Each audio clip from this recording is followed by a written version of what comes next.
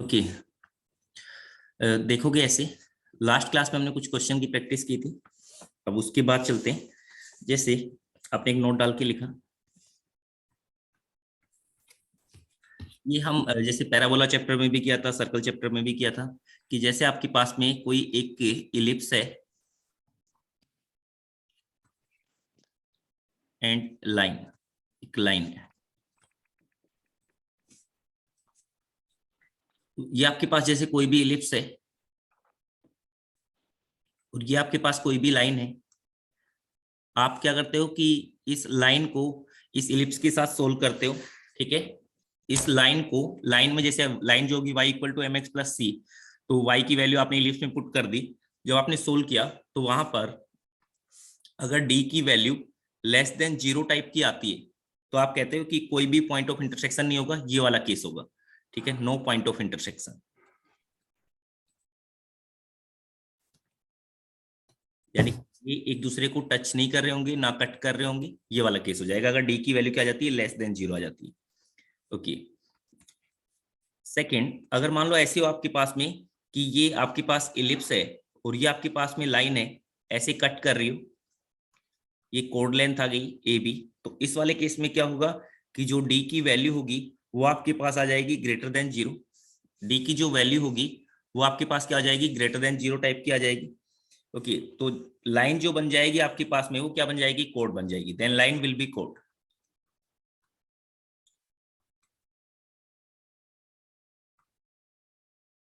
इस कोड की लेंथ फाइंड करना हो तो वो मैं बता चुका हूं कि कोड की लेंथ किस तरह से फाइंड करते हैं, ठीक है। वो हमने पैराबोला में भी किया था, ठीक है, सर्कल में भी किया था। आप अप्लाई कर सकते हो। कैसे? आपने लाइन के जो लाइन की इक्वेशन है वो इलिप्स में पुट की तो आपके पास में 2 डिग्री की इक्वेशन बन जाएगी। उस 2 डिग्री की इक्वेशन में अगर वो एक्स की फॉर्म में बनी हुई है तो आप ए बी की वैल्यू किस तरह से फाइंड करते थे, ऐसे x1 माइनस का x2 और यहाँ पर अंडर रूट में 1 प्लस एम स्क्वेयर, ठीक है। ये जो m होता था ये क्या होता था, लाइन का स्लोप होता था।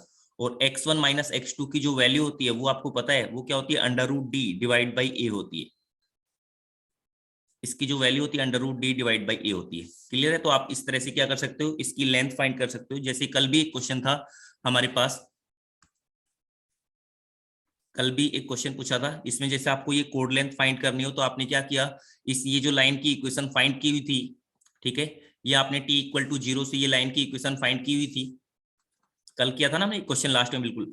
तो t इक्वल टू 0 से आपने लाइन की इक्वेशन फाइंड की हुई थी, तो अब आपको क्या करना था, ये कोड लेंथ फाइंड करनी थी। तो आपने क्या किया, इस लाइन की इक्वेशन को इसमें पुट कर दिया और जो x की फॉर्म में क्वाड्रेटिक बनी तो आपने कहा under root d divide by a under root में 1 प्लस एम स्क्वायर, उस तरह से आपने इसकी कोड लेंथ फाइंड कर ली थी।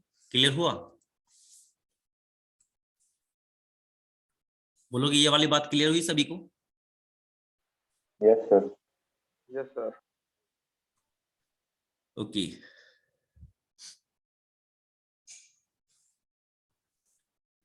या आपने ए बी, इस तरह से आपने क्या करते हो, वैल्यू फाइंड कर लेते हो। बस अगर y की फॉर्म में क्वाड्रेटिक बनाते हो तो उस वाले केस में क्या हो जाता है, ये 1 बाई एम स्क्वायर हो जाता है, 1 बाई एम स्क्वायर। ओके, वो आप सब पता है। थर्ड केस आपने इस तरह से किया हुआ है कि इफ d इक्वल टू 0 है देन लाइन जो बन जाएगी आपके पास में वो बन जाएगी tangent, then line is tangent, then line is tangent. ये आपके पास में इलिप्स है और ये आपके पास में क्या बन जाएगी, टेंजेंट लाइन बन जाएगी अगर d की वैल्यू इक्वल टू 0 आ गई तब। ओके, तो आपने कहा कि जो टेंजेंसी कंडीशन निकल कर आती है वो आपके पास क्या आएगी, देखो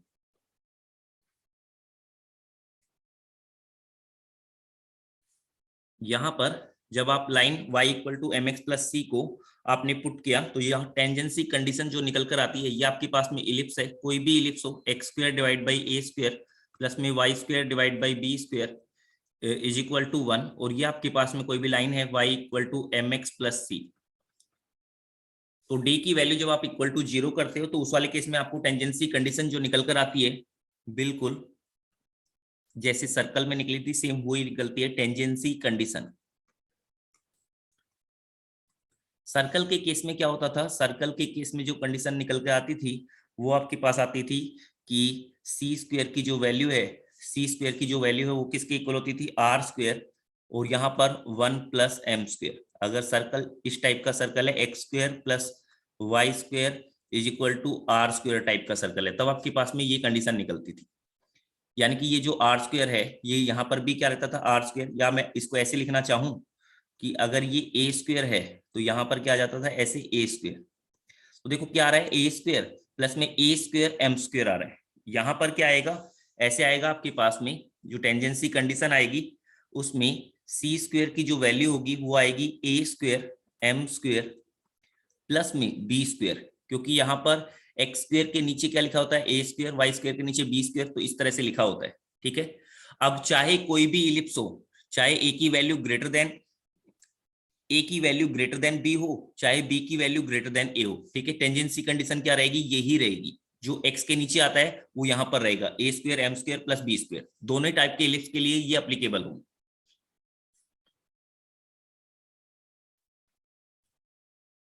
ओके, तो आपने कहा यानी कि आपके पास में जो टेंजेंट लाइन बन गई, ये वाली जो कंडीशन है ये आपने याद रखनी है। ठीक है, ये आपने याद रखनी है।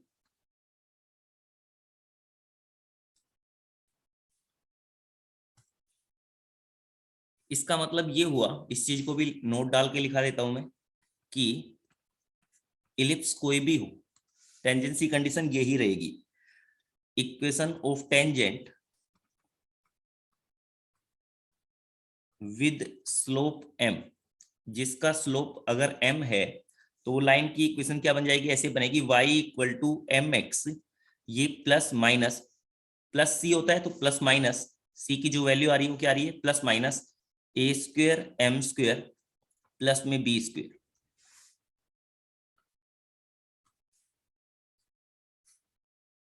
ये आपके पास टेंजेंसी, सर एक बार ऊपर करना। ये आपके पास टेंजेंसी कंडीशन निकल कर आती है। अब ये देखो और ऊपर श्वेत, यस सर। हाँ यस सर।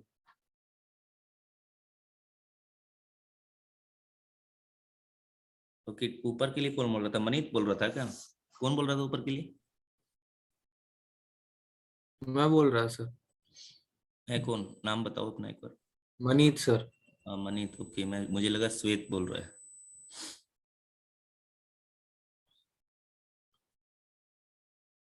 ये नोट्स अभी भेज दूंगा मैं, ठीक है, अभी मैं फ्री, इसके बाद क्लास के बाद मैं फ्री हो जाऊंगा, मैं कल वाले नोट्स जो वो भी और आज वाले नोट्स भी भेज दूंगा।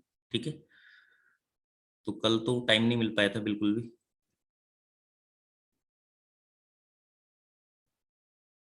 ये d इक्वल टू 0 किया आपने तो ये टेंजेंसी कंडीशन निकली, सी स्क्वायर की value a square m square plus b square. Circle के केस में क्या होता है, ए और बी इक्वल होता है तो ए स्क्वायर एम स्क्वायर प्लस ए स्क्वायर ही आ जाएगा। ये आपके पास इक्वेशन ऑफ टेंजेंट है।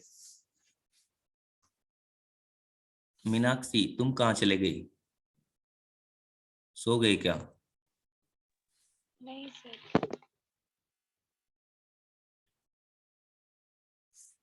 Okay, y equal to m x plus minus a square m square ऐसे प्लस बी स्क्वायर, ये टेंजेंसी कंडीशन आई है बच्चों। तो टेंजेंट लाइन जो आपके पास बन गई वो ऐसे बन गई। किसी पॉइंट पर टेंजेंट फाइंड करना हो वो हम जानते हैं, कैसे फाइंड करते हैं, जैसे इलिप्स के ऊपर कोई पॉइंट है उसके ऊपर टेंजेंट फाइंड करना तो t इक्वल टू 0 कर दो, t इक्वल टू 0 कर दो। ये वैलिड है भाई, दोनों के लिए वैलिड है, वैलिड फॉर बोथ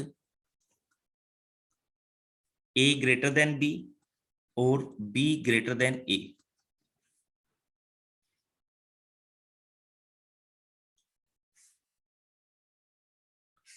अब हम उसके बाद हम हर टॉपिक में ऐसे ही करते आए कि ये जो आपके पास टेंजेंट लाइन होती थी, मैं क्या कहता था, ये किसी पॉइंट P से पास कर रही है, ठीक है, P कोई भी H के पॉइंट है, ठीक है, तो उसके बाद हम इनके बीच में रिलेशन फाइंड करते थे, m1 प्लस m2 की वैल्यू, m1 m2 की वैल्यू वो फाइंड कर लेते थे। फिर उसके बाद हम एक क्वेश्चन हर में यानी हर चैप्टर में करते आ रहे हैं कि वहां पर अगर आपके पास में जो टेंजेंट लाइन है वो 90 डिग्री के एंगल बना रहे हो तब आपके पास में लोकस क्या होगा। तो सर्कल के केस में आया था डायरेक्टर सर्कल, और पैराबोला के केस में क्या आया था, डायरेक्ट्रिक्स, पैराबोला के केस में क्या आया था, डायरेक्ट्रिक्स आया था।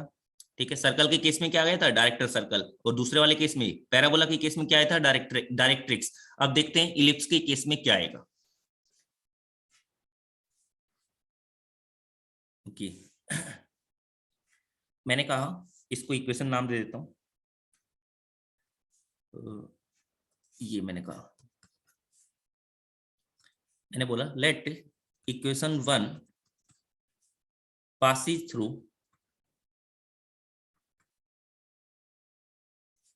h कोमा k, देन अगर h कोमा k से पास कर रही तो इसका मतलब h कोमा k को सेटिस्फाई करेगी भी। h कोमा k को सेटिस्फाई करने का मतलब क्या आ गया आपके पास, k equal to m h plus minus ये आपके पास आ गया a square m square plus में बी स्क्वेयर। तो k माइनस का एम एच ये पूरी का square is equal to a square m square plus b square. Okay, यहां से m के बीच में मैंने रिलेशन फाइंड किया, तो इसे याद रखने की कोई जरूरत नहीं है, ठीक है। अगर आप भूल भी जाते हो तो आपको अगर टेंजेंट लाइन की इक्वेशन पता है, अगर आपको टेंजेंट लाइन की इक्वेशन पता है तो आप क्या कर सकते हो, ये लिख सकते हो, उसी टाइम पर लिख सकते हो, कोई बड़ी बात नहीं। ओके, आपने सोल्व किया तो ये आपके पास हो गया कि एम स्क्वेयर के सामने क्या आएगा, ऐसे आएगा एच स्क्वेयर, एक यहाँ से ए स्क्वेयर, ये आपके पास चला गया एम स्क्वेयर का कोफिशिएंट, ये आ गया माइनस का 2h k m प्लस में k स्क्वेयर माइनस में b square is equal to 0। ये आपके पास आ गई इक्वेशन 2।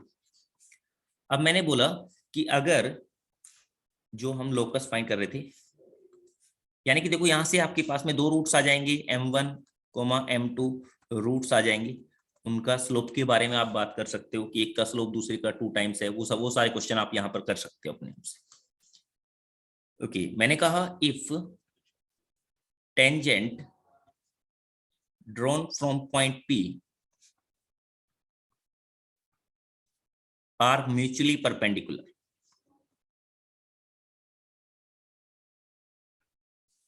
देन अगर परपेंडिकुलर होंगे तो इसका मतलब क्या होगा, m1 m2 की जो वैल्यू होनी चाहिए, उनकी जो स्लोप है, उनकी प्रोडक्ट किसके इक्वल होगी, -1 के इक्वल होगी। -1 के इक्वल होने का मतलब m1 m2 का मतलब हुआ आपके पास में इन दोनों की प्रोडक्ट, तो प्रोडक्ट ऑफ रूट्स वो क्या होता है, constant term divide by coefficient of m square, तो वो आपके पास आ जाएगा k स्क्वायर माइनस का b square divide by h square minus का a square is equal to -1, ठीक है। ये आपके पास में आ गया, तो यहां से निकला आपके पास में कि h square plus k square is equal to a square plus b square.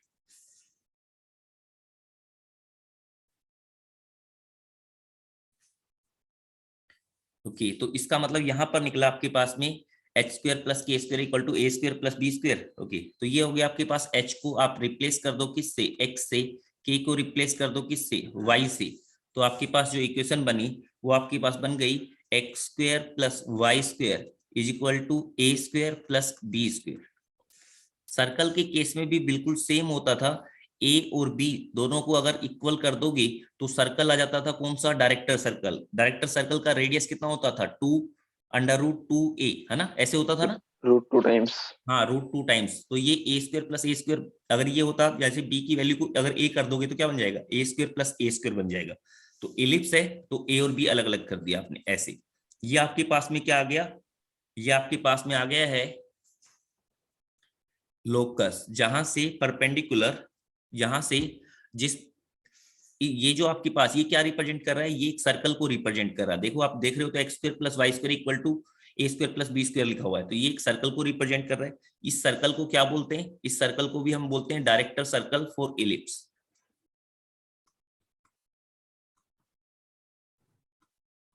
Sir एक बात थोड़ा सा ऊपर करना, डायरेक्टर सर्कल फॉर इलिप्स, ये इलिप्स के लिए डायरेक्टर सर्कल हो गया।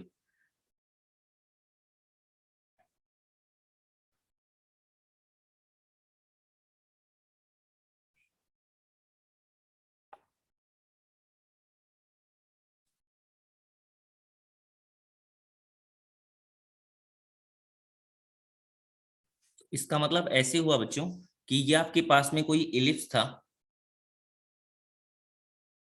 ये आपके पास कोई भी इलिप्स था, तो आपके पास ऐसे एक डायरेक्टर सर्कल आ रहा है,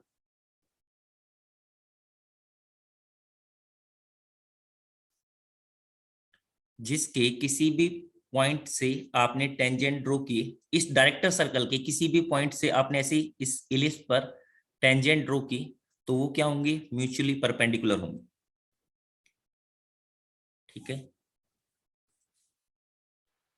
सर। हाँ भी, सर ये डायरेक्टर सर, ये जो आपने बनाया है रेड कलर से, सर ये सर्कल या फिर ये भी इलिप्स ही है? ये बच्चे डायरेक्टर सर्कल है, लिख देता हूँ। ये आपके पास में डायरेक्टर सर्कल हो गया, ठीक है, जिसका की रेडियस जो है यहां से लेकर यहां तक, ये रेडियस है, ये रेडियस वो आपके पास हो गया है अंडर रूट में ए स्क्वेयर प्लस बी स्क्वेयर।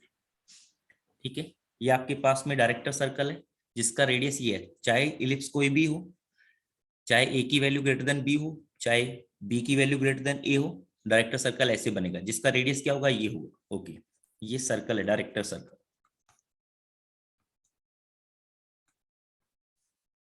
तो इस डायरेक्टर सर्कल के किसी भी पॉइंट से अगर आप टेंजेंट ड्रॉ करोगे इलिप्स पर, वो क्या होंगे, म्यूचुअली परपेंडिकुलर होंगे।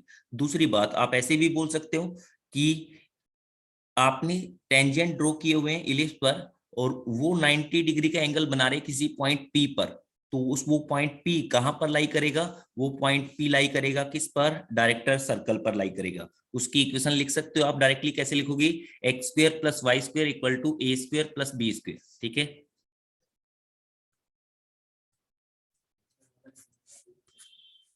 ये आपने याद रखना है।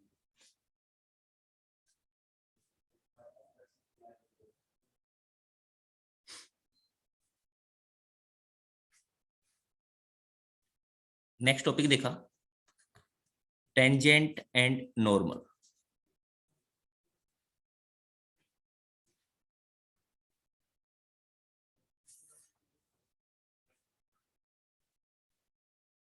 ओके, एक चीज और इससे पहले हमने वो वाला पॉइंट एक छोड़ दिया, मिस कर दिया, कि अगर मान लो कोई पॉइंट पी है, वो इलिप्स के ऊपर लाई कर रहा है, उसकी पोजीशन के बारे में भी कमेंट कर देते हैं। तो लिख देते हैं position of a point with respect to ellipse.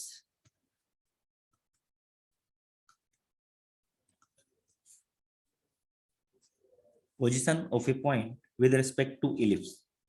तो जैसे मैंने कहा कि ये कोई भी इलिप्स है, x square plus by a square plus y square divide by b square is equal to 1।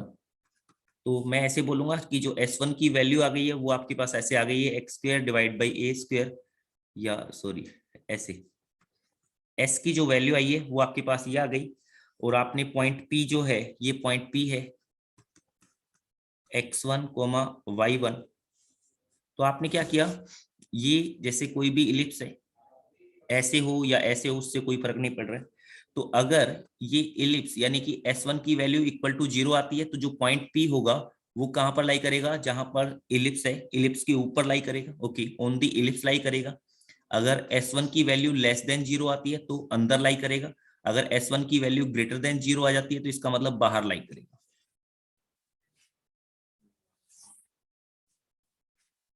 तो ये तो बिल्कुल सेम ही है जो सभी में चलता है।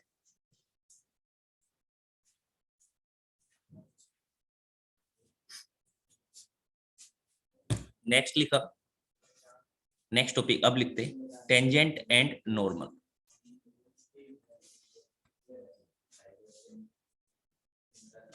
शायद थोड़ा सा ऊपर कर दो। टेंजेंट एंड नॉर्मल, थोड़ा सा स्पेस छोड़ दिया करो अगर थोड़ा बहुत ऐसा कुछ है तो। अब मैं कह रहा ना अभी भेज दूंगा, तो पिछले वाला नहीं मिला होगा तो इसलिए कर रहा हूँ। चलो नोट कर लो। फिर सर टाइम नहीं मिलता बाद में बाकी सब्जेक्ट्स में।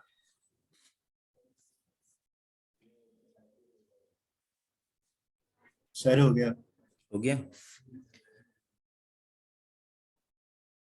देखो टेंजेंट एंड नॉर्मल के लिए वही सब चीजें सेम चल रही है बिल्कुल। टेंजेंट के लिए जैसे कोई इलिप्स है उस पर टेंजेंट निकालना है तो क्या करोगे, t इक्वल टू 0 कर दोगे।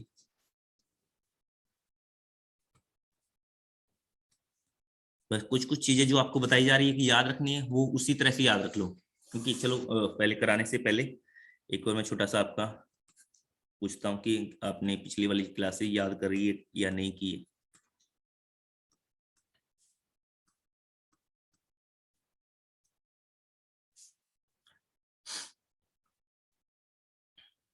सचिन, तुम बताओगे कि अगर आपके पास में कोई एक पैराबोला है तो पैराबोला में पॉइंट टी पर कि कोई भी पैराबोला है तो ये पॉइंट टी है, समझ गए पॉइंट टी का मतलब। यहाँ पर मैंने टेंजेंट ड्रॉ किया हुआ है, तो इस टेंजेंट का स्लोप किस तरह से बताया था बच्चे? टेंजेंट का स्लोप यानी कि टेंजेंट का जो स्लोप है वो आपके पास में ऐसे है कि m स्लोप है, स्लोप जो है उसका वो m है। तो m और t के बीच में क्या रिलेशन बताया था?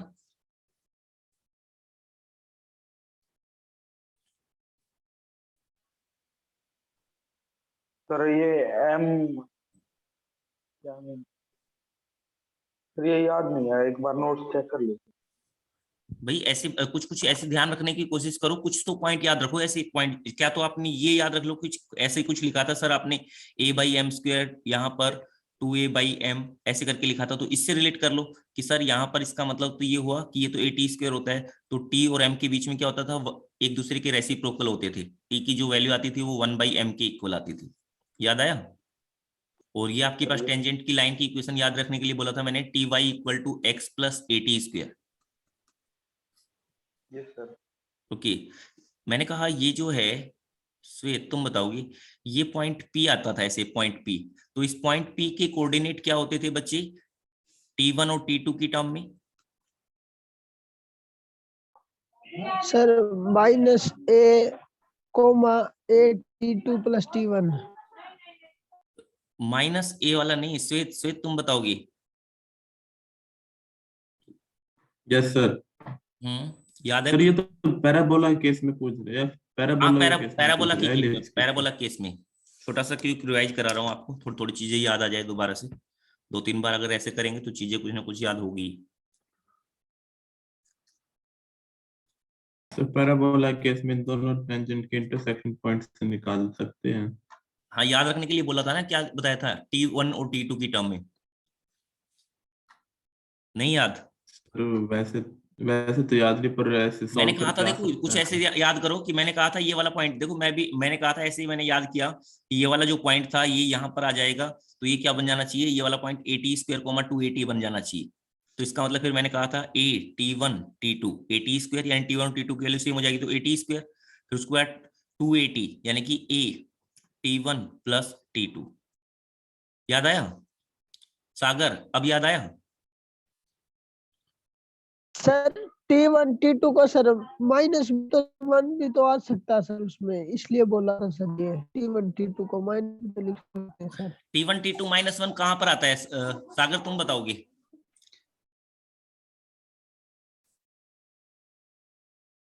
T1 T2 -1 याद आया कहाँ पर आता था? जब ये फोकल कोड होती थी तब आता था। पैरामीट्रिक इक्वेशन में सर इसकी। हाँ, जो फोकल कोड होती थी तब आपके पास T1 T2 की वैल्यू -1 आती थी, हाँ याद सर, आ गया? फोकल कोड में सर। तो ये आपके पास हाँ आता सर। था, ये आपके पास वैल्यू आती थी at1 T2 at1 + T2। Okay, फिर इसकी हेल्प से हमने नॉर्मल वगैरह फाइंड किया था। नॉर्मल जब हमने फाइंड किया था, ये नॉर्मल तो नॉर्मल का स्लोप अगर इसका 1/t है तो नॉर्मल का क्या आ जाता था, माइनस का t आ जाता था। क्लियर? Yes sir.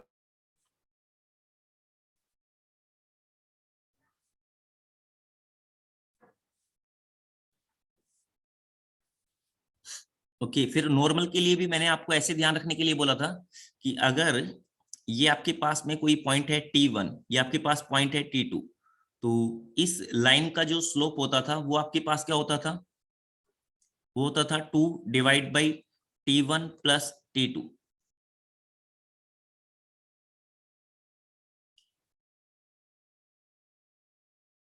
याद आया या नहीं आया?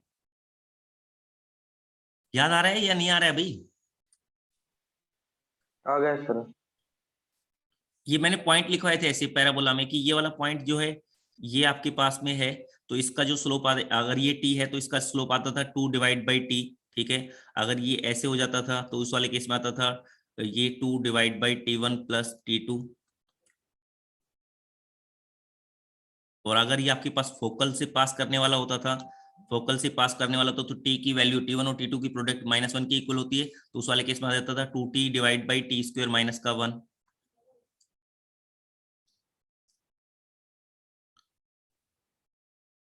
बोलो नहीं? यस सर, थोड़ा थोड़ा याद आ रहा है। और एक पॉइंट मैंने ऐसे बोला था आपको याद रखने के लिए कि ये आपके पास में अगर कोई पॉइंट, ये आपके पास में कोई नॉर्मल जा रहा है या कोई कोड जा रही है, तो ये आपके पास में किसी पॉइंट से पास कर रही है ऐसे अल्फा,0 से, अल्फा,0 से। तो मैंने कहा था ये याद रखना आपने कि क्या आता था, अल्फा की वैल्यू माइनस का a t1 t2 आती थी।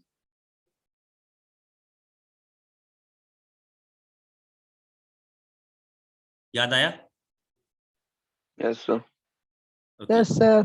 भाई याद करोगी उन पॉइंटों को, ठीक है? जो जो पॉइंट लिखवाए हुए हैं इसका मतलब आपने याद नहीं किए हुए हैं, मैं यही चेक कर रहा था। उन्हें याद करो बैठकर, है ना? बनाए आपने शॉर्ट नोट टाइप का भी या नहीं बनाए?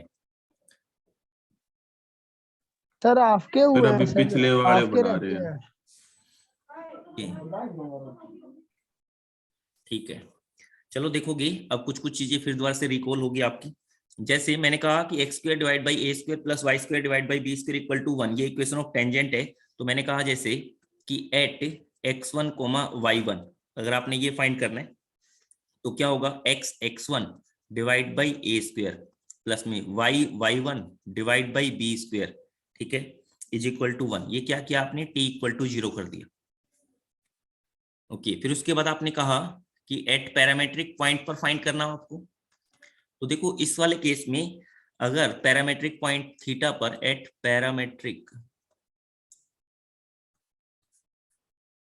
ओके, पैरामेट्रिक आपके पास क्या हो जाएगा, a cos theta coma a sine theta, नहीं a नहीं b, ये तो सर्कल के केस में होगा।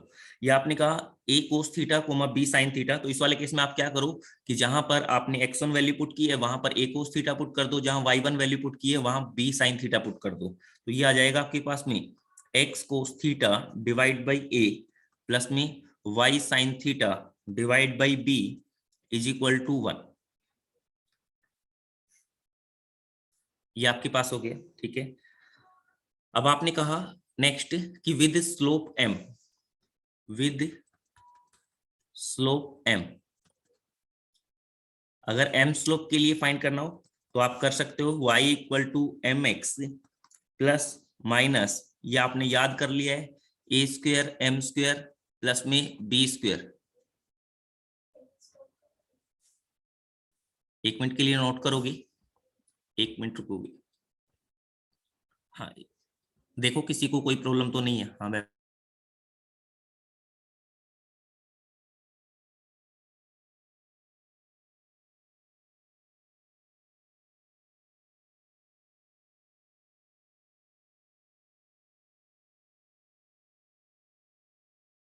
अगर आज नहीं कर रहा तो उनको रिमूव कर देना।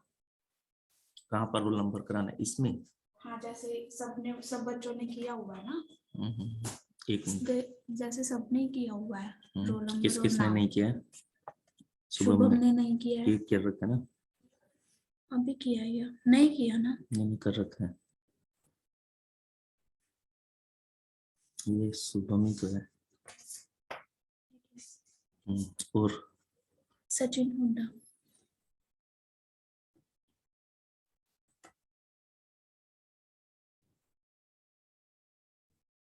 नहीं है ना? सचिन हुड्डा, बच्चे आपके नाम के साथ में रोल नंबर होना चाहिए, है ना?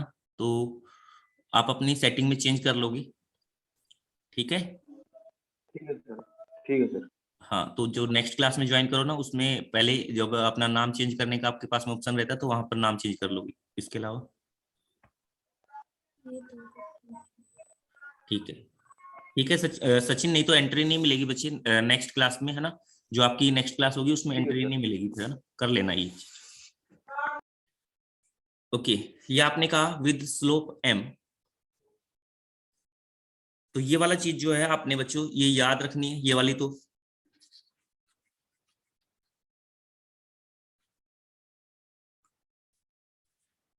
ओके। सेकंड पॉइंट देखा, ये हम हर में करते हुए आए हैं। एक हमने ये वाला पॉइंट भी याद किया हुआ है। ओहो, तो ज्यादा ही कुछ लग गया।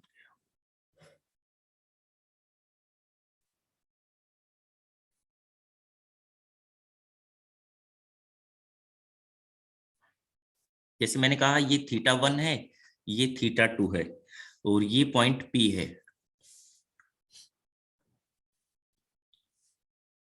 मीनाक्षी तुम बताओगे बच्चे, ये थीटा वन क्या कहलाता है? यहाँ पर थीटा वन को हम क्या बोलते थे? ये जैसे मैंने ऊपर जो लिखा हुआ है, a cos theta a sin theta, a cos theta b sign theta, ये थीटा क्या होता है यहाँ पर?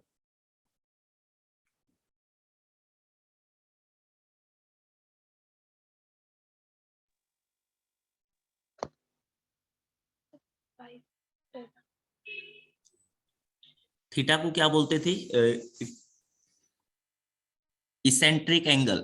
थीटा को हम क्या बोलते थे? Eccentric angle. याद आया कुछ? इसेंट्रिक एंगल क्या होता है?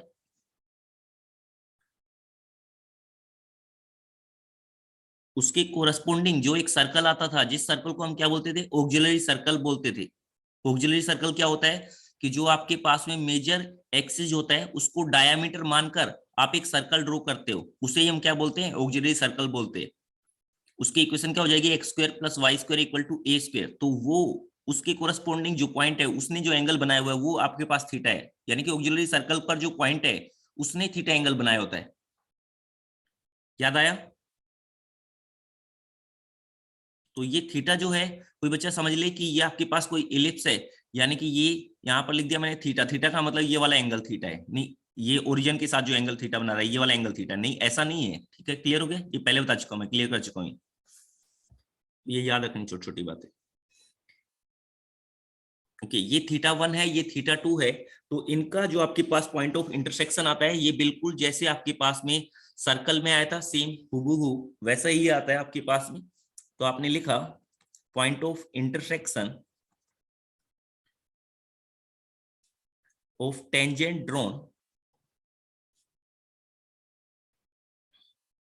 at theta 1 and theta 2 can be given as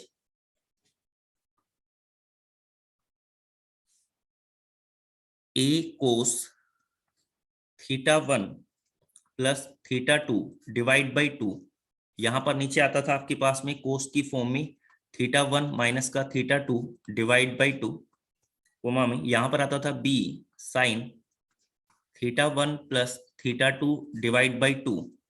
यहां पर सर्कल के केस में क्या आता था? ये ए आता था, यहाँ पर ए, बस यहाँ पर क्या हो जाएगा? ये बी हो जाएगा एक की जगह। और ये आपके पास हो गया कोस थीटा 1 माइनस का थीटा 2 डिवाइड बाई 2।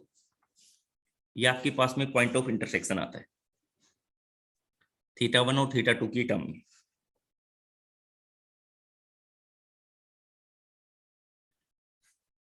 नेक्स्ट लिखा आपने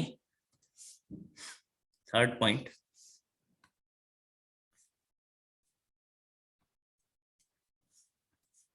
इक्वेशन ऑफ नॉर्मल।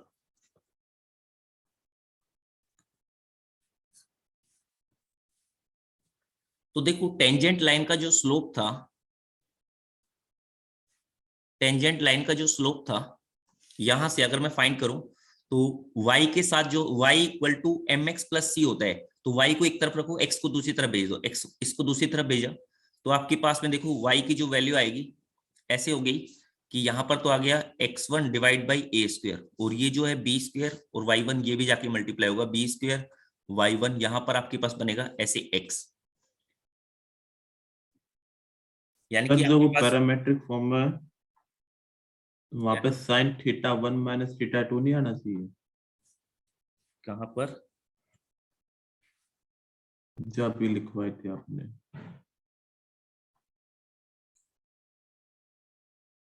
ये वाला पॉइंट की बात कर रहे हो बच्चे, सेकंड पॉइंट की? Yes sir. नहीं, मैंने कहा था ऐसे ध्यान रखने के लिए बोला था आपको कि देखो अगर यहाँ पर कोस और साइन जो आएगा आपके पास में, एक में कोस आएगा एक में साइन आएगा, r cos theta 1 plus theta 2 divide by 2, और यहाँ पर नीचे जो आता है वो साइन आता है। अगर साइन में होगा, देखो साइन नीचे मैंने कहा था अगर नीचे साइन आ गया तो साइन में तो इस बात के ऊपर डिपेंड कर जाएगा कि आपने पहले थीटा 1 लिखा हुआ है या थीटा 2 लिखा हुआ है, तो माइनस का फर्क पड़ जाएगा, इसलिए यहाँ पर कोस आता है। ठीक है, सिमेट्री ध्यान रखने के लिए मैंने कहा था कि आप इस तरह से भी थोड़ा रिलेट कर सकते हो। क्लियर हुआ? साइन नहीं आता है बच्चे, कोस ही आता है। ऊपर आता है एक Yes, में sir. कोस आएगा एक में साइन, नीचे क्या आएगा? कोस।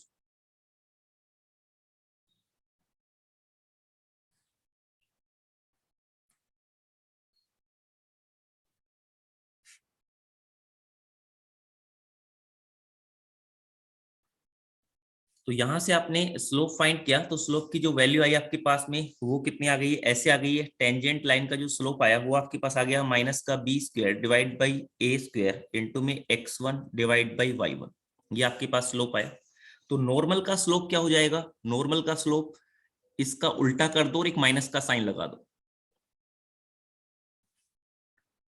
ओके, तो आपने ये फाइंड किया ऐसे कि टेंजेंट का स्लोप जो आता था वो आपके पास आया अभी माइनस का b square divide by a square x1 divide by y1।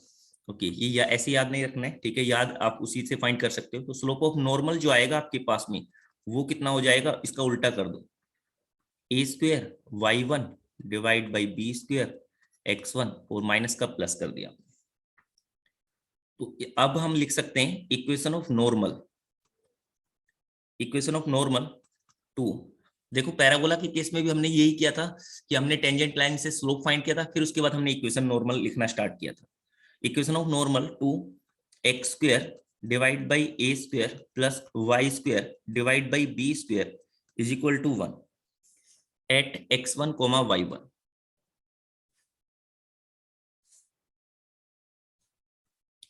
At x1, y1, तो वो क्या हो जाएगी, ऐसे हो जाएगी y माइनस का y1 इज इक्वल टू ये जो लिखा हुआ है a square divide by slope time ये y1 divide by x1। Okay, फिर x माइनस का x1। अब मैंने इसे थोड़ा सा रीअरेंज किया, रीअरेंज करने का मतलब ये जो टर्म है इसको मैंने थोड़ा सा रीअरेंज किया एक रिजल्ट की फॉर्म में दिखाने के लिए। तो क्या होगा कि इसको मैं दूसरी तरफ लेके गया तो ऐसे हो गया आपके पास b square y divide by y1। Okay, दूसरा आपके पास हो गया, ये आपके पास आ गया है बी स्क्वायर, देखो y1 से y1 कैंसिल हो गया तो ये बी स्क्वायर रह गया। अब उसके बाद आ गया आपके पास में ये क्या रह गया, इस तरफ रह गया a square x divide by x1 और यहां पर रह गया है माइनस का ए स्क्वायर। अब आपने इसे क्या किया, दोनों को x वाली टर्म को एक तरफ लेके गए, कांस्टेंट टर्म को दूसरी तरफ लेके गए, तो ऐसे आ गया a square x divide by x1 minus में b square y divide by y1 is equal to a square minus का b square, a square minus का बी स्क्वायर। तो ये आपके पास में क्या आ गई, इक्वेशन ऑफ नॉर्मल आ गई। क्या किया आपने, देखो ये था आपके पास में इलिप्स, क्या इलिप्स था, x square divide by a square plus y square divide by b square is equal to 1, ये आपके पास था इलिप्स। तो इसमें आपने क्या कर दिया, ऐसे कर दिया कि यहां पर पुट कर दिया a square x divide by x1, x divide by x1 a square. Okay, यहाँ पर प्लस का साइन है, आपने क्या कर दिया माइनस का sine, b square y divide by y1 और इनके बीच में भी आपने क्या लगा दिया ए स्क्वायर माइनस का बी स्क्वायर। ठीक है, तो इसे कुछ हद तक आप याद रख सकते हो, a square x divide by, यानी कि इस तरह से लिखने से ये शायद याद रह जाए आपको ना, बट ये याद रखनी है।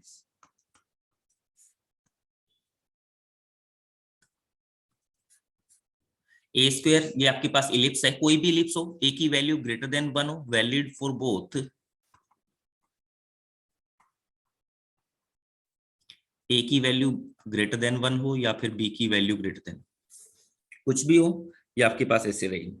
A square x divide by x1 minus का b square y divide by y1 is equal to a square minus b square. हाँ, अगर a square minus b square दिख रहा है तो मुझे एक रिजल्ट और याद आया कि a square minus b square का मतलब होता था ए स्क्वायर ई स्क्वायर, तो वो अगर आप लिख देते हो ऐसे, अगर आप ऐसे लिख देते हो a square x divide by x1 minus का b square y divide by y1, इसको लिख दिया आपने ए स्क्वायर ई स्क्वायर, तब आपने अब ये कंफर्म कर दिया ये जो होगा केवल और केवल किसके लिए वैलिड होगा, ये दोनों के लिए वैलिड नहीं होगा। ये आपने केस लगा दिया जब ए की वैल्यू ग्रेटर देन 1 हो, ओनली इफ, क्योंकि ए की वैल्यू ग्रेटर देन बी होगी तब उस वाले केस में ये क्या बन जाता था, ए स्क्वायर माइनस बी स्क्वायर की वैल्यू किसकी इक्वल बन जाती थी, ए स्क्वायर ई स्क्वायर की इक्वल बन जाती थी। याद आया होगा। ओके, तो आप तो इसे इस फॉर्म में याद रखने की कोशिश करो, दोनों के लिए वैलिड रहेगा।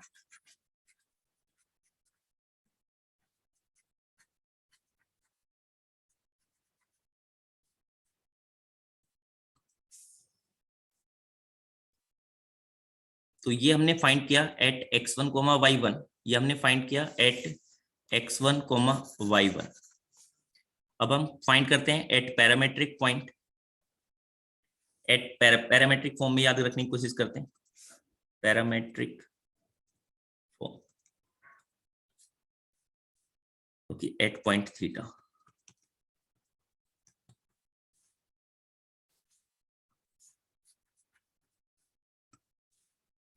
तो आपने ऐसे बोला कि ये लिखा हुआ है a square x divide by, देखो x1 की जगह पर क्या पुट कर दोगे आप, a cos theta, okay, minus में b square y divide by y1 की जगह पर आप क्या पुट कर दोगे, b sine theta is equal to a square minus का b स्क्वायर। तो ये आपके पास आ गया है ax, ए से एक कट हुआ, तो ये आपके पास a, ये b, ऐसे। तो आपने कहा ax सीकेंट थीटा माइनस में by cosecant theta is equal to a square minus का b स्क्वायर। ये आपके पास आ गई है पैरामेट्रिक फॉर्म। तो अगर आपने ऊपर वाला याद रखा है तो इसे भी याद रख सकते हो, ऐसे कैसे, a square x divide by x1 आता था, तो आपको पता है a से एक कट हो गया, तो ये कोस थीटा वाला सेकेंड थीटा में कोसिकेंट, ये आप उसी टाइम पर कर सकते हो। ओके, अब देखो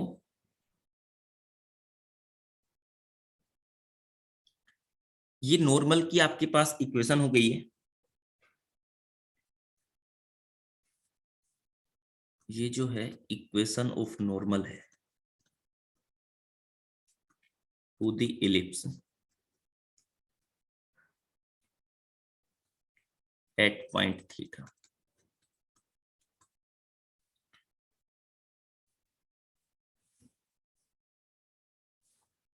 अब देखो हमने ऐसे क्या था कि पैराबोला के केस में हमने ऐसे बोला था आपको कि हमने एक नॉर्मल की जो इक्वेशन लिखी थी, उस नॉर्मल की इक्वेशन को मैंने क्या किया था कि h, k से सेटिस्फाई कराया था, ठीक है, कि वो एक पॉइंट P से पास कर रही है h, k। फिर उसके बाद में हमने वहां पर कमेंट किया था कि अगर नॉर्मल आ रहा है तो उस वाले केस में आपके पास इस तरह से आएगा कि अगर वो नॉर्मल आ रहा है तो उस वाले केस में 3 डिग्री की एक इक्वेशन बनी थी आपके पास में, क्यूबिक इक्वेशन बनी थी।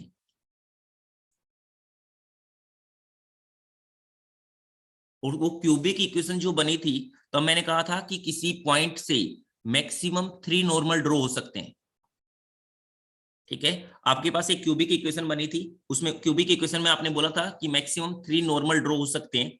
यहां पर जब आप इसे किसी पॉइंट P से सेटिस्फाई कराओगे, ठीक है, किसी पॉइंट P से सेटिस्फाई करोगे, ये नॉर्मल की इक्वेशन है, आपने कहा कोई पॉइंट P है, और जब आप ये जो है इनको m की फॉर्म में लेके जाओगे तो आपके पास में क्या बनेगी, 4 डिग्री की इक्वेशन बनती है, ठीक है। तो किसी पॉइंट से, इलिप्स के केस में किसी भी पॉइंट से मैक्सिमम 4 नॉर्मल ड्रॉ हो सकते हैं, ठीक है। वो इक्वेशन वगैरह के बारे में नहीं आएगा क्योंकि वो बड़ा लेंथी टाइप का चला जाता है, तो जेई में नहीं आएगा, वो ज्यादा लेंथी हो जाता है। तो बस आपने ये ध्यान रखना है कि किसी भी पॉइंट से मैक्सिमम आपके पास कितने नॉर्मल ड्रॉ हो सकते हैं, 4 नॉर्मल ड्रॉ हो सकते हैं। किस केस में, इस वाले केस में, किस वाले केस में, इलिप्स के केस में। क्लियर हुआ? Yes sir. तो इसको मैं पॉइंट बना के लिखवा देता हूं। आपने लिख लिया, इन ellipse 4 normal can be drawn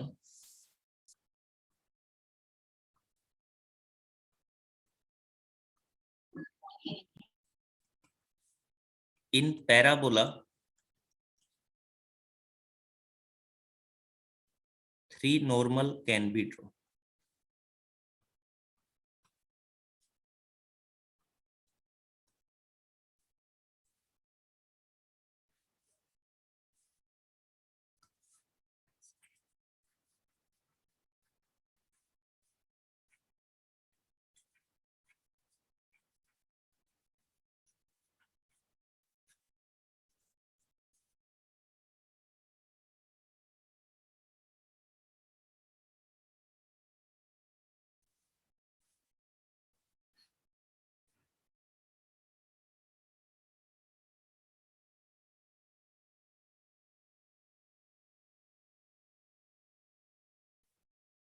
okay, यहां तक की बातें सभी ने नोट की होगी।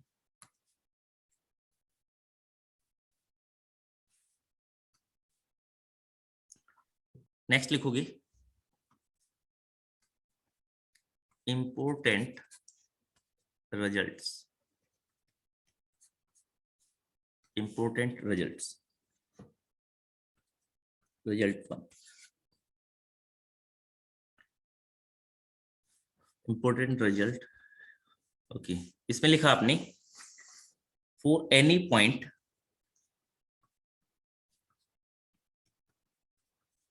on ellipse, sum of focal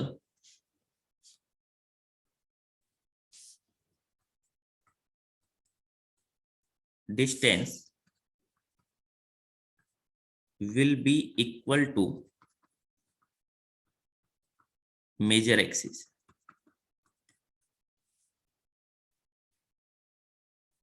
याद आया होगा ऐसे PS1 ये करा चुका हूं, PS1 plus PS2 is equal to 2A types आया था। ठीक है, तो मेजर एक्सिस के इक्वल आता है। तो मेजर एक्सिस अगर 2A है तो उस वाले केस में ये आया था जब आपके पास A की वैल्यू, ये इलिप्स था, x square divide by A square plus y square divide by B square is equal to 1। A की वैल्यू ग्रेटर देन B थी तब आपके पास। अगर दूसरा उल्टा होगा तो मेजर एक्सिस, इसलिए मैंने लिख दिया मेजर एक्सिस। 2A लिखने की जगह मैंने लिख दिया मेजर एक्सिस। ओके, सर थोड़ा नीचे करो ना।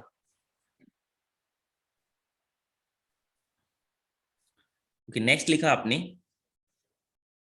देखो भी एक चीज का ध्यान रखोगे, एक चीज का ध्यान रखोगे कि जहां पर पैराबोला में जो रिजल्ट आपने याद किए थे, कौन सी पैराबोला में जो आपने कहा था टेंजेंट एट वर्टेक्स, वो सेम रिजल्ट हुबहू वो सेम रिजल्ट इसमें चलेंगे कहां पर, ऑक्सिलरी सर्कल पर।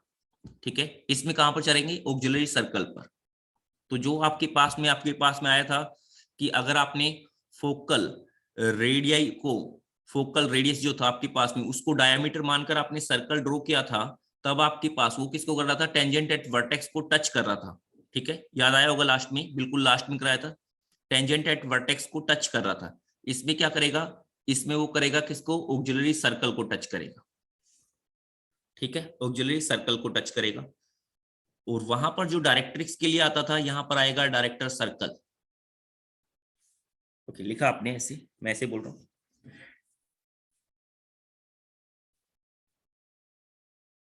Photo perpendicular from focus to any tangent will lie on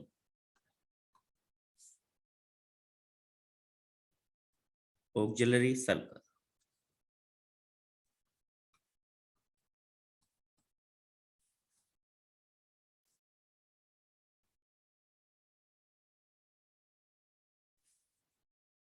ऐसे ये आपके पास में कोई भी इलिप्स है,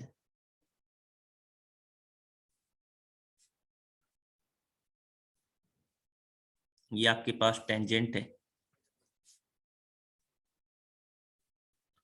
तो ये फोकस है, ये दूसरा कोई फोकस है, ऐसे मान लिया। तो यहां पर अगर आप परपेंडिकुलर ड्रॉ किया, यहां से आपने परपेंडिकुलर ड्रॉ किया, ठीक है, ये S1 है, ये S2 है। तो ये जो फोटो परपेंडिकुलर आएगा, ये फोटो परपेंडिकुलर ये कहां पर आएगा, यहां से जो ऑक्सिलरी सर्कल पास हो रहा होगा उसके ऊपर आएगा।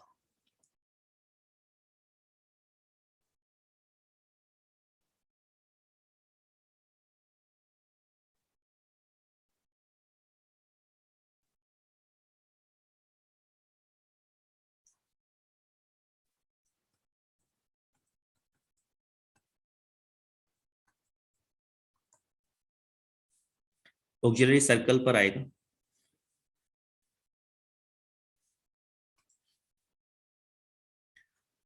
अब आपको अगर ये प्रूव करना हो तो प्रूव भी कर सकते हो। जैसे मैंने कहा कि ये कोई पॉइंट है,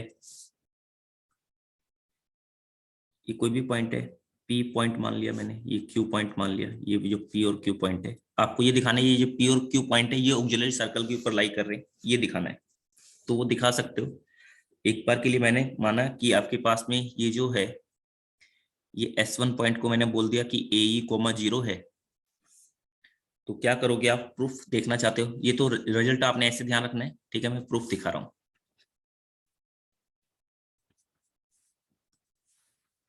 प्रूफ के लिए आपने क्या कहा कि ये जो लाइन है, इस लाइन की इक्वेशन लिखी, टेंजेंट लाइन की इक्वेशन लिखी, वो आपके पास में क्या हो गई है, वो आपके पास होगी, अगर ये इलिप्स है तो y = mx plus a square, मैंने एक ले ली, a square m square plus b square, ठीक है। प्लस माइनस भी होता है यहाँ पर, ठीक है, उसका कोई नहीं, आप ऐसे लिख लो, कोई भी इसमें से कोई भी एक लाइन होगी, बट मैंने एक लाइन ली हुई थी, मैं इसलिए एक साइन ले रहा था, उससे भी कोई फर्क नहीं पड़ेगा।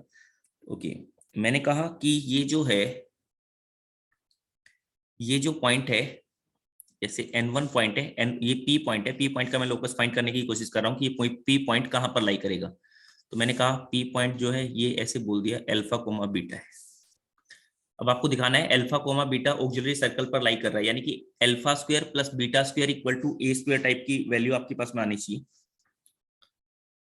ओके, तो अगर ये अल्फा कोमा बीटा है तो आप ऐसे लिख सकते हो कि ये होगा बीटा माइनस का mx इस पूरे का स्क्वायर, mx नहीं m अल्फा, इस पूरे का square is equal to a square m square plus में b स्क्वायर। इसको आपने एक्सपेंड किया तो ऐसे आ गया m square alpha square plus में बीटा स्क्वायर माइनस में 2 alpha beta into m। Okay, ये क्या आ गया, a square m square plus b square.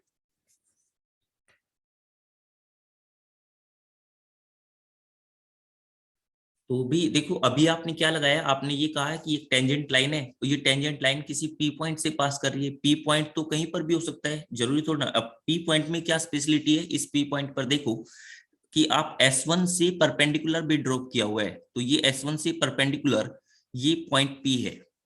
S1 से जो परपेंडिकुलर आ रहा है इस लाइन के ऊपर वो पॉइंट P है। तो ये वाली कंडीशन और अप्लाई कर दो इसमें। तो क्या आपने कहा, जैसे ये फर्स्ट इक्वेशन है, सेकेंड इक्वेशन के लिए कि S1 N1 पॉइंट जो है उसके लिए वो वाली कंडीशन आप अप्लाई कर रहे हो। तो S1 N1 वो आपने कैसे, उस लाइन की इक्वेशन लिखना चाहते हो तो आप लिख सकते हो कैसे, y माइनस का 0 और ये AE पॉइंट है, AE, 0, तो y माइनस का y1 इज इक्वल टू इस लाइन का S1 N1 लाइन का स्लोप क्या होगा कि अगर आपने कहा टेंजेंट लाइन जो है टेंजेंट लाइन की परपेंडिकुलर है, ये टेंजेंट लाइन की परपेंडिकुलर है, तो इसका जो स्लोप आएगा वो कितना आ जाएगा, माइनस का 1/m आ जाएगा। क्यों, क्योंकि ये जो लाइन है ये टेंजेंट का स्लोप कितना बताया हुआ है, स्लोप आपने बोला हुआ है वो m है, तो इसका कितना हो जाएगा, माइनस का 1/m। अप्लाई कर दो इस चीज को। सर N1 क्या है, क्या कह रहे हो, N1 क्या है, S1 और आपके पास में S1P, सॉरी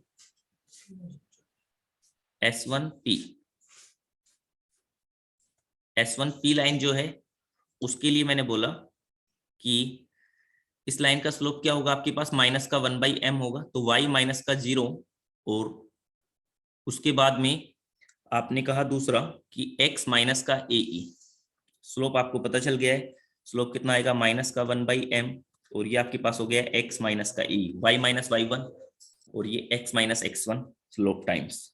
अब आपने इसे सोल्व किया तो ये आ गया my प्लस में x is equal to AE, ये आपके पास हो गया AE। ओके, ये जो लाइन है, ये लाइन ये भी पॉइंट P से पास कर रही है, तो आपने कहा अल्फा कोमा बीटा को इसमें पुट कर दिया, पॉइंट P से सेटिस्फाई करा दिया, तो ये जाएगा m बीटा प्लस में alpha is equal to AE। Okay, इन दोनों लाइन को सोल्व करना है, फर्स्ट और सेकंड को। तो यहाँ पर तो बीटा स्क्वायर टाइप की टर्म है, अल्फा स्क्वायर टाइप की टर्म है, मैंने स्क्वायर कर दिया, यहाँ पर इस लाइन का स्क्वायर कर दिया। स्क्वायर किया तो क्या हो गया, m square beta square plus में अल्फा स्क्वायर प्लस में 2 alpha beta m is equal to ये आ गया a square e square, a square e square. Okay, देखो ये जो आपने जो स्लोप ये जो लिखा है ना, S1 पॉइंट लिखा है AE, 0, तो इसका मतलब हो गया यहाँ पर जो इलिप्स लिया हुआ आपने,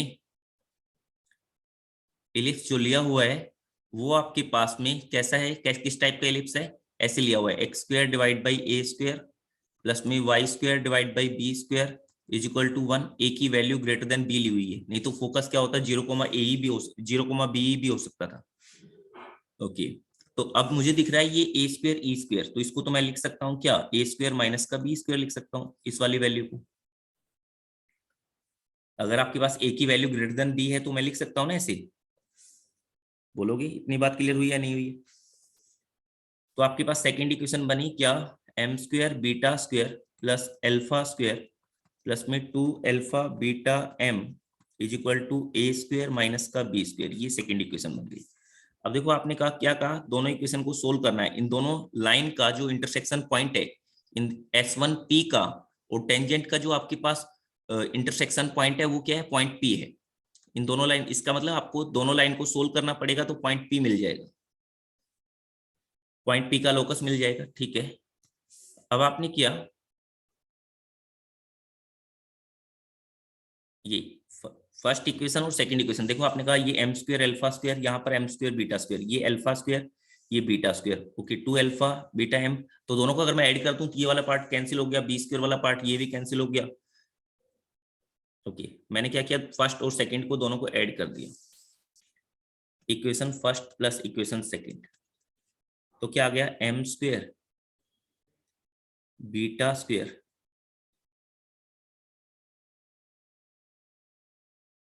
एम स्क्वायर बीटा स्क्वायर, आपने दोनों को ऐड किया तो ओके ये m square alpha square plus beta square, ठीक है, और यहाँ से alpha square plus beta square, यानी कि alpha square plus beta square वो तो कैंसिल हो गया और ये आपके पास आ गया ऐसे, ये वाला आ गया ऐसे आ गया, ये देखो ऐसे आ गया ना, m square alpha square plus में m square beta square, okay plus में beta square plus alpha square is equal to ये a square m square plus में ए स्क्वायर, ऐसे।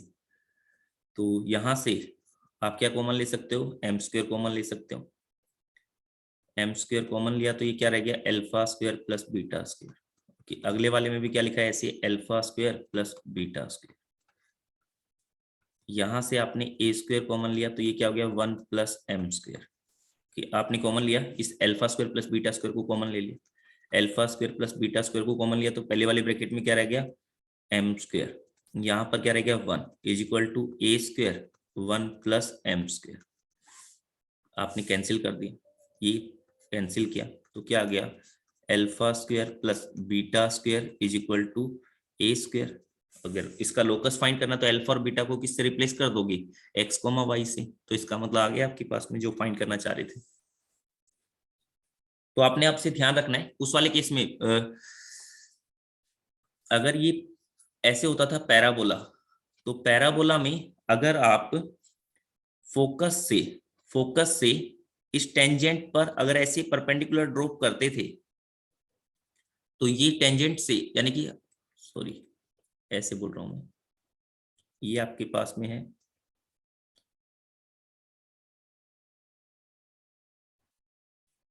ये कोई भी एक पॉइंट है जो है टेंजेंट, ये कोई भी टेंजेंट लाइन है, तो फोकस से अगर आप परपेंडिकुलर ड्रॉप करते थे तो वो कहां पर लाई करता था इस पर टेंजेंट एट वर्टेक्स पर, ठीक है, in parabola tangent at vertex. Ellipse के केस में कहां पर लाई करेगा ऑक्सिलरी सर्कल पर लाई करेगा, ठीक है, ये याद रखना है। नेक्स्ट का आपने रिजल्ट 3,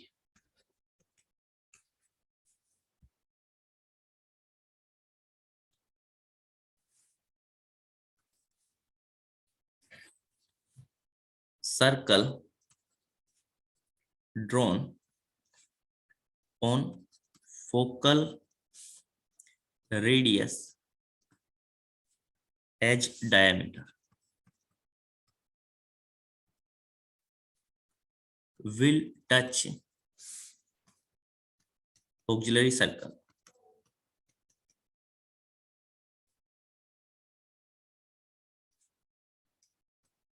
वो ऑक्सिलरी सर्कल को टच करेगा। जैसे आपने बोला कि ये आपके पास में कोई भी इलिप्स है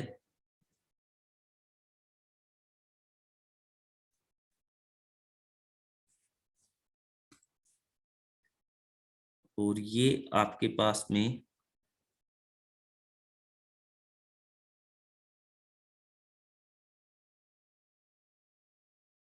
ऑक्सिलरी सर्कल है, ये ऑक्सिलरी सर्कल है और ये इलिप्स है। अब आपने क्या कहा, ये S1 पॉइंट है, ये S2 पॉइंट है।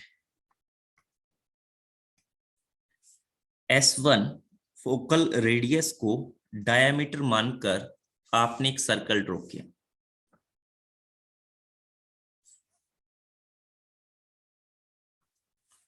तो जो आप सर्कल ड्रॉ करोगे, इसको डायमीटर मानकर जब आप सर्कल ड्रॉ करोगे तो वो जो सर्कल होगा वो इस ऑक्सिलरी सर्कल को टच करेगा, कहीं पर भी टच करेगा।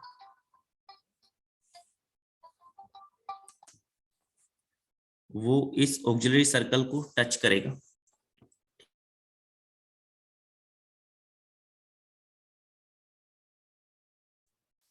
आप चाहो तो इसका प्रूफ भी देख कर सकते हो। ओके, एक बार के लिए आपने अटेम्प्ट किया।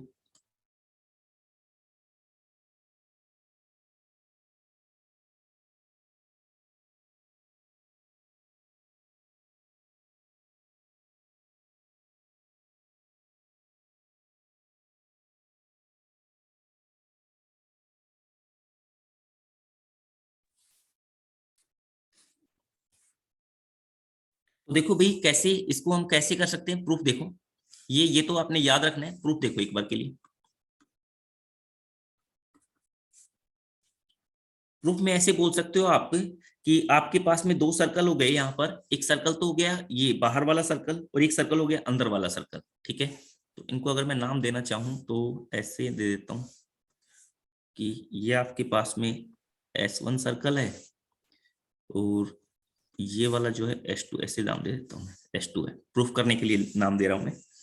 ओके, तो इसका मतलब ऑक्सिलरी सर्कल के लिखना तो बड़ा ही आसान है। ऑक्सिलरी सर्कल को आप लिख सकते हो, क्या होगा, x square plus y square equal to a square. मैंने ये वाला इलिप्स लिया हुआ है, x square divide by ellipse जो है वो है आपके पास में ये जो रिजल्ट है ये सबके लिए रहेगा। ठीक है, मैं प्रूफ करने के लिए एक इलिप्स ले रहा हूँ कोई भी, है ना। जैसे आपने कहा, आप चाहो तो इसे हटा सकते हैं इस वाले पार्ट को, सीधे सीधे आप रिजल्ट याद रख लिए। हाँ बच्चे बोलोगे। सर ये जो S1 सर्कल है, हाँ, ये इंटरसेक्ट कहाँ पे करेगा सर, मतलब टच कहाँ पे करेगा ऑक्सिलरी सर्कल को? ये नहीं पता बच्चे। टच करेगा, बस ये है, टच करेगा। कहने का मतलब उसे इंटरसेक्ट नहीं करेगा। क्लियर? ये मतलब सर नहीं ये पता। एक्सिस पे टच करेगा नहीं या नहीं नहीं फिर नहीं नहीं कहाँ पे? नहीं नहीं नहीं, ऐसा कुछ नहीं है कि कहीं एक्सिस पर टच करेगा या कहाँ टच करेगा, ऐसा कुछ नहीं है।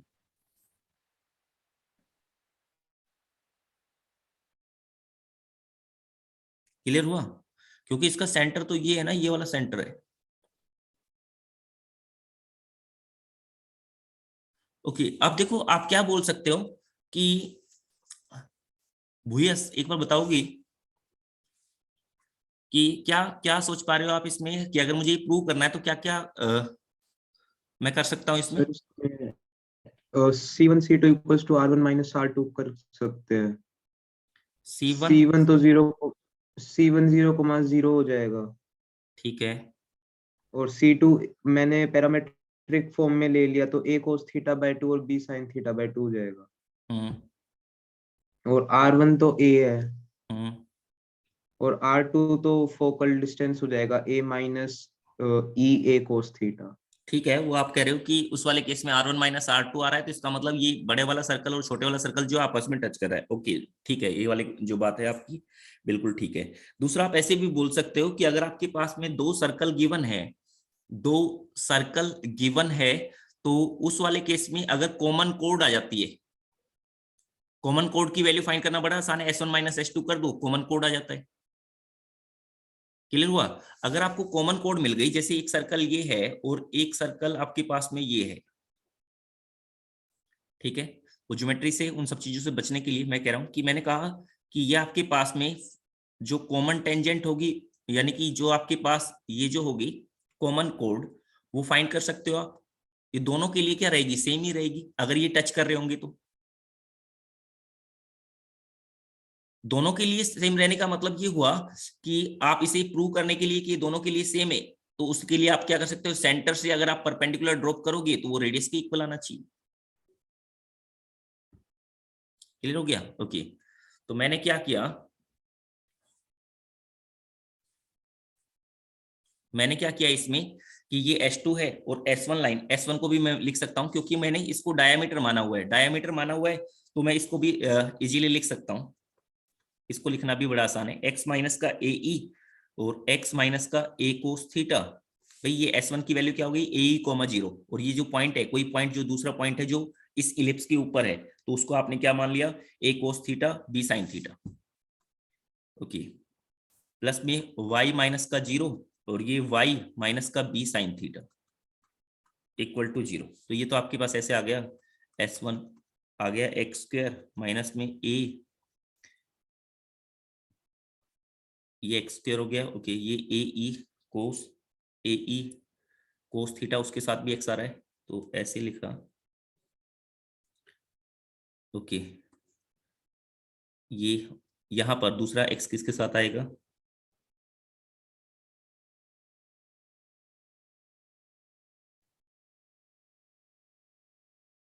एक इसके साथ आ जाएगा, एक इसके साथ। ओके ठीक है, तो आपने कहा या ए तो सभी में दोनों में ही आ रहा है, AE प्लस में कोस थीटा इंटू में एक्स प्लस में A square E cos theta, उसके बाद ये आपके पास आ गया यहाँ पर वाई स्क्वायर वाली टर्म, तो वाई स्क्वायर माइनस में ये आपके पास 0 है, ये तो ओके, ये हो गया B साइन थीटा। मैं मल्टीप्लाई किया बस, और कुछ नहीं किया, मल्टीप्लाई कर लिया मैंने, ये वाई स्क्वायर की वैल्यू होगी।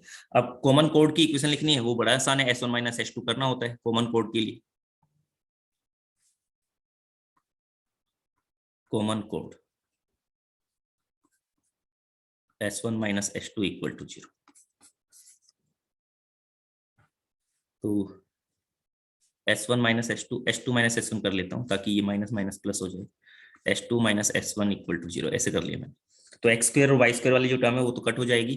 ओके, तो यहाँ पर रह जाएगा आपके पास में A, ये E plus cos theta into x plus में B साइन थीटा इंटू में y माइनस में A square E cos theta minus का A स्क्वायर ऊपर वाले की वजह से इक्वल टू 0। ये कॉमन कोड आ गई। अब अगर ये ऑक्सिलरी सर्कल है तो ऑक्सिलरी सर्कल का सेंटर तो आपके पास 0,0 होता है, तो फाइंड करना बिल्कुल ही आसान है क्योंकि सेंटर क्या होगा 0,0, तो 0,0 से इसके ऊपर लेंथ ऑफ परपेंडिकुलर ड्रॉप कर लो तो आप फाइंड कर लो। फॉर ऑक्सिलरी सर्कल, दूसरे वाले के लिए नहीं करेंगे, उसमें तो फिर ई आएगा, तो 0, 0 वाला ऐसे करेंगे।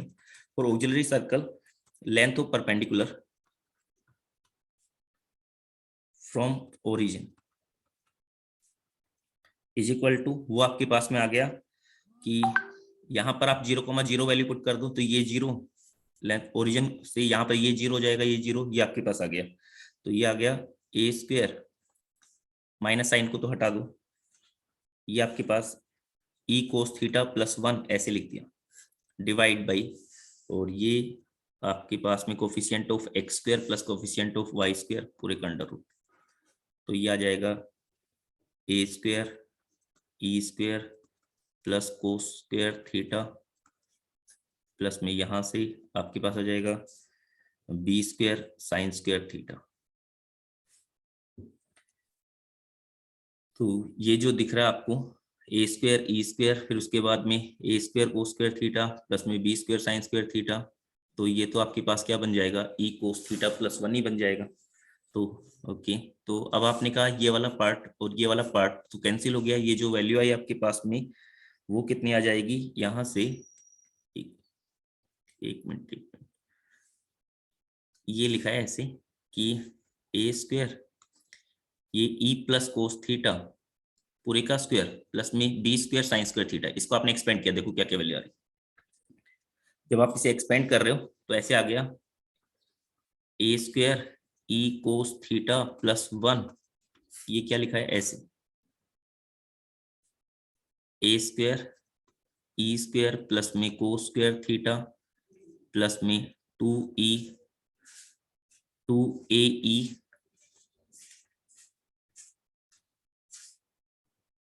ये छूट गया था ऐसे।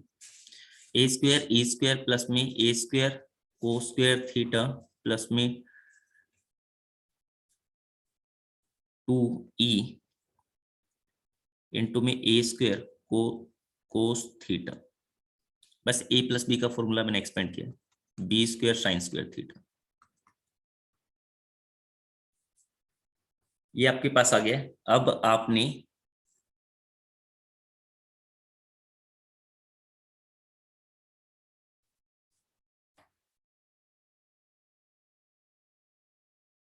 A square a square a square, तो ये आपके पास b square sign square theta. B square sign square theta जो है उसको आप क्या लिख सकते हो कि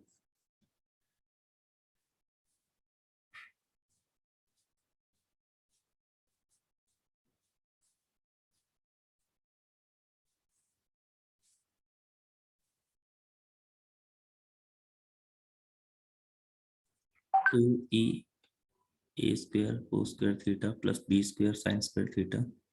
ठीक है, यहाँ तक तो। सर ये एस स्क्वायर कैसे है? क्या एस स्क्वायर कैसे है? एक्स स्क्वायर कहाँ से कैसे आया मतलब? ये डिवाइड बाय अंडर रूट में लिख रखा है लास्ट में, बी स्क्वायर एस स्क्वायर। ये एस एस का मतलब ये साइन स्क्वायर थीटा।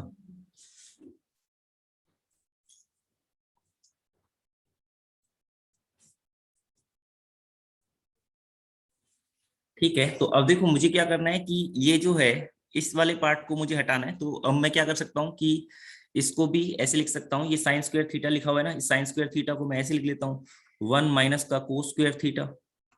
ठीक है, क्लियर। अब ये आपके पास में क्या आ गया, ऐसे आ गया बी स्क्वायर माइनस का b square cos square theta. Okay, अब अगर आप देख रहे हो तो ऐसे हो चुका है कि ये आपके पास हो गया है कोस स्क्वायर थीटा, तो यहां से कैंसिल हुआ इस वाले पार्ट को, इस वाले टर्म को देखो और इस वाले टर्म को देखो, तो ये आपके पास हो गया है कि ए स्क्वायर, ठीक है, ये a square cos square theta और ये ई स्क्वायर।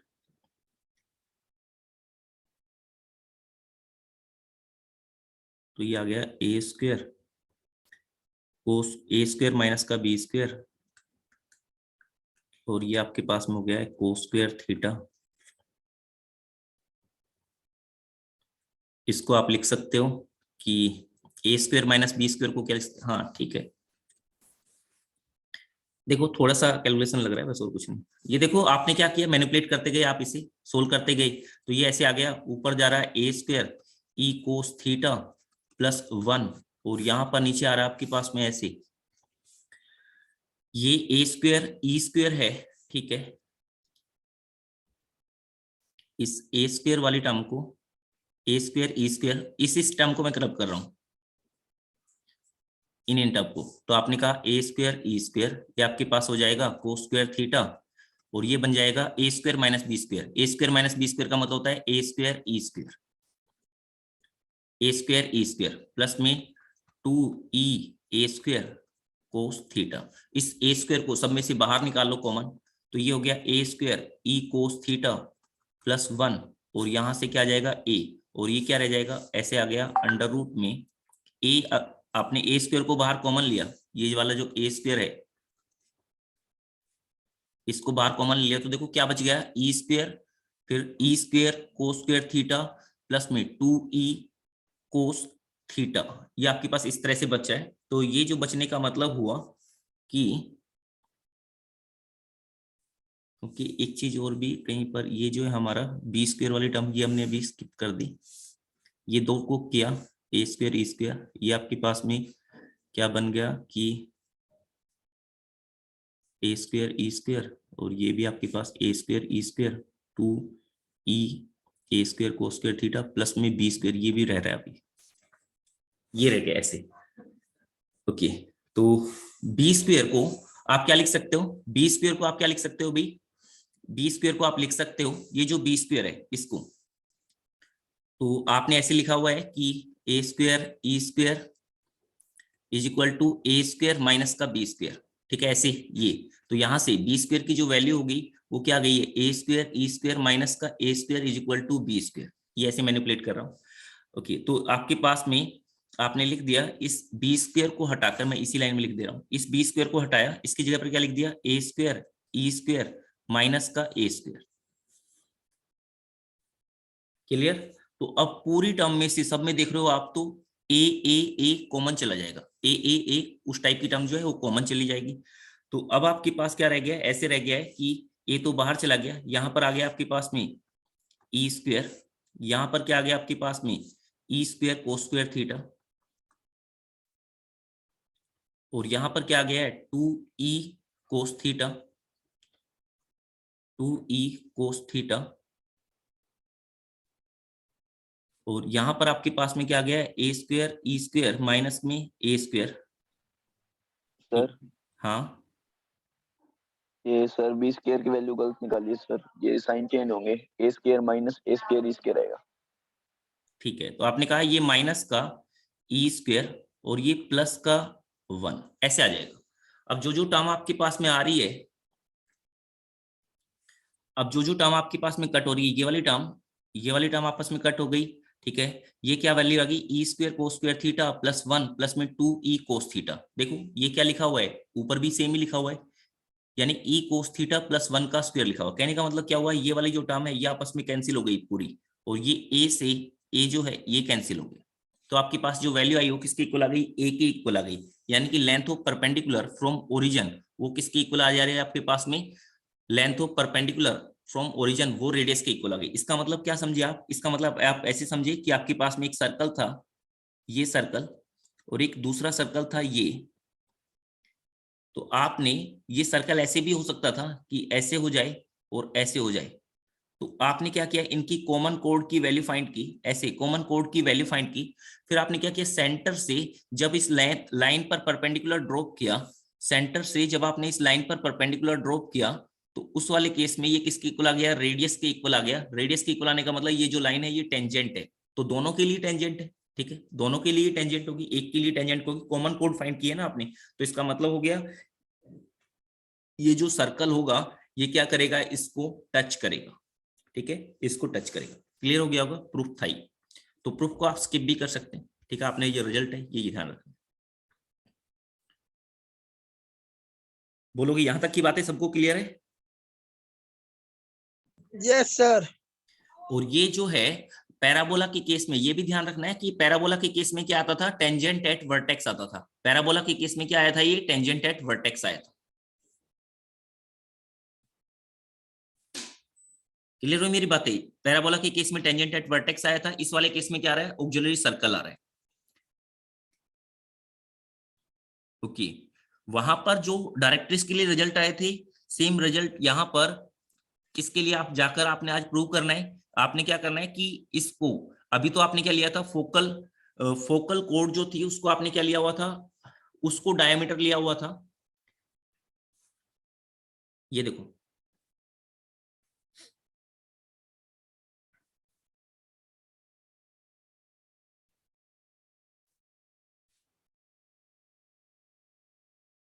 चलो हम नेक्स्ट क्लास में कर लेंगे। अभी मैंने ये कहा भाई कि अभी आपने क्या किया है, ये जो फोकल रेडियस है इसको डायमीटर मानकर तब आपने क्या किया है, सर्कल ड्रॉ किया है। तो ये इस वाले केस में ऑक्सिलरी सर्कल आता है, पैराबोला के केस में हमारे पास में टेंजेंट एट वर्टेक्स आया था। सेम यहाँ पर भी अगर मान लो इस वाले को मानकर ड्रॉ करोगे, इस वाले को, तब भी क्या आएगा, ये भी क्या करेगा, इसको टच करेगा, ठीक है, ये टच करेगा चाहे कोई भी केस। ठीक है, तो आज के लिए हम इतना ही करेंगे, आज के लिए हम इतना ही करेंगे। अब आपने आज जो है वो आपने होमवर्क नोट कर लोगे। आप होमवर्क में, होमवर्क के नाम पर एक छोटा सा टॉपिक, मतलब छोटा सा पोर्शन और रह गया बस इसका, इलिप्स का हमारा, मतलब कि आज कंप्लीट हो जाना चाहिए था बट हुआ नहीं, थोड़ा सा रह गया।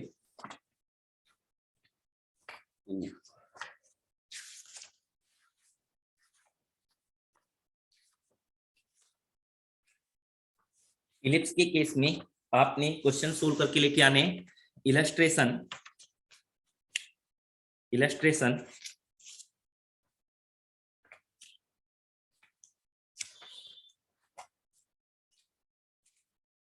कल आपकी क्लास है या नहीं है?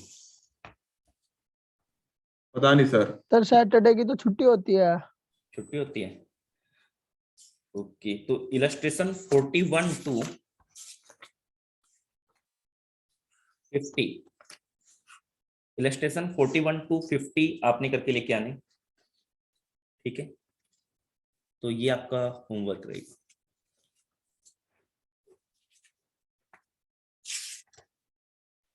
ठीक है, okay sir, illustration sir. Illustration 41 to 50।